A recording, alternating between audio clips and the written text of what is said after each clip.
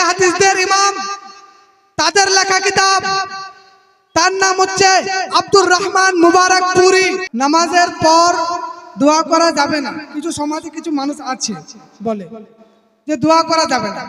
আচ্ছা, আমি বলবো যে আপনি আমাকে একটা আয়াত দেখান যে আয়াতের মধ্যে আল্লাহ তাআলা বলেছেন যে নামাজের পরে দোয়া করা যাবে না। আমাকে একটা আয়াত দেখান, একটা হাদিস দেখান যে আল্লাহর রাসূল বলেছেন নামাজের পর দোয়া করা যাবে না। যদি একটা হাদিস দেখিয়ে দিতে পারো, একটা আয়াত দেখিয়ে দিতে পারো, তাহলে আমিও আহলে হাদিস হয়ে যাব, আমিও ওয়াহাবি হয়ে যাব। আমি আপনাকে দলিল দিব।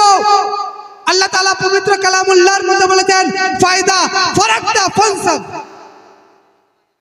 তোমরা যখন নামাজ থেকে বাইরে হয়ে যাবে তখন কি করবা? দুয়ার মধ্যে পরিশ্রম করবে। কোরআন ও হাদিসকে বাদ দেন, ছাড়েন, ইজমা থেকে প্রমাণ করেন, কিয়াস থেকে প্রমাণ করেন, নিয়ে আসেন একটা দলিল যে আল্লাহ তাআলা বলেছেন বা আল্লাহ রাসূল বা উলামা ইকরামগণ যে আছে তিনারা বলেছেন যে দোয়া করা যাবে না।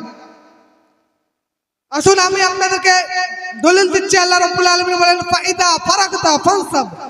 তোমরা কি করো? নামাজ থেকে যখন বাইরে হয়ে যাবা দোয়ার মধ্যে পরিশ্রম করতে শুরু করো।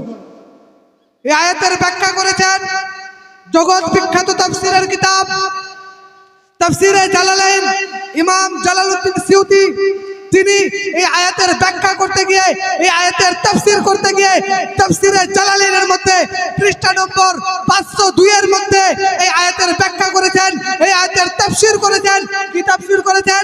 তিনি বলেন ফায়দা ফারাকতা মিনাস সালাতি ফানসাব ইতআফ ফি দুআ।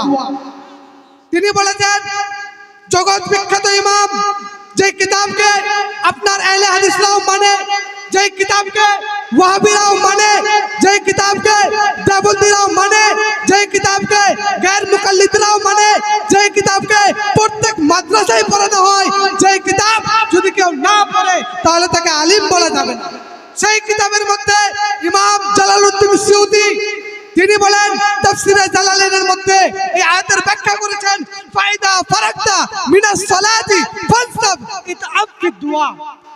তোমরা কি করো? যখন নামাজ থেকে তোমরা বাইরে হয়ে যাবা, যখন নামাজ তোমাদের পরিপূর্ণ হয়ে যাবে তখন কি করবা? দুয়ার মধ্যে তোমরা পরিশ্রম করতে শুরু করে দাও।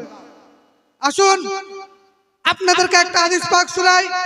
হাদিসটি রয়েছেন তিরমিজির মধ্যে বর্ণনা করেছেন।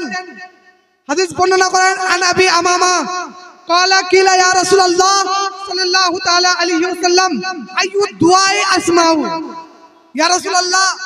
যখন শোনা হলো যে নবী করিম সাল্লাল্লাহু আলাইহি সাল্লামকে জিজ্ঞাসা করা হলেন আইয়ু দুআ আসমাউ ইয়া রাসূলুল্লাহ, দোয়া কখন কবুল হয়? রাসূলুল্লাহ বলেন ক্বালা জাওফুল লাইলি।